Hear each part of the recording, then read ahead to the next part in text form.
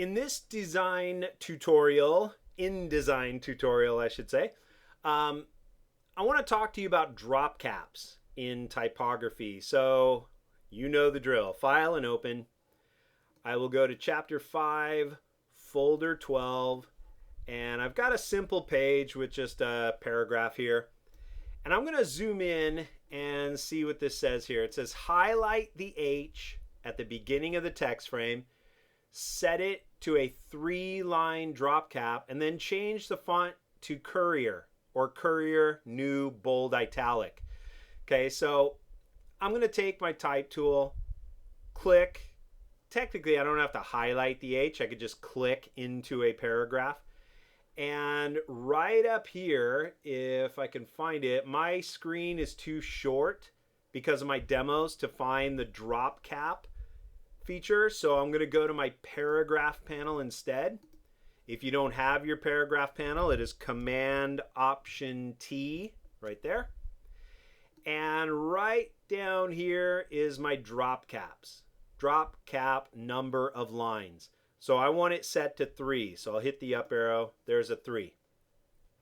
The initial capital letter drops down to a height of 3 lines of type.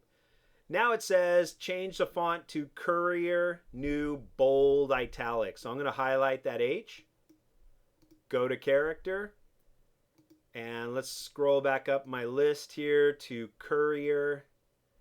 See if I can find it. There you go. Courier New. And I'll switch the style to Bold Italic. And obviously you can see the reason why I did that now. The H is crashing right into the word highberry or iberry right here. So let me zoom in a little closer so you can see that. And now my drop cap is crashing into the text.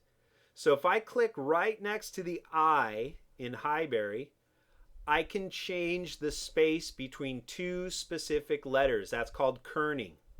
So now when I hit the up arrow, I can push iberry away from the H. Now it reads Highbury, the large and populous village.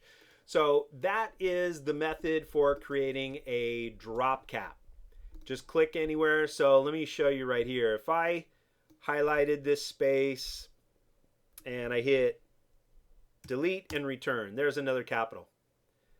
Okay, I set it to this whole paragraph. So every time I start breaking this up, like right here, I should get an M. There we go. Every time I break it up, I keep getting those drop caps. So, you know, click in a paragraph, but if the whole page is a paragraph and then you start breaking it up, you're going to get drop cap after drop cap after drop cap. So just be aware of that. The drop caps can be any size of lines. I could make it something like that, which kind of would look stupid, but it can be done. Just know that it can be done. So that's your number of lines that your drop cap can appear as. Okay, it's on your paragraph panel right down here. That's how you deal with drop caps here in InDesign.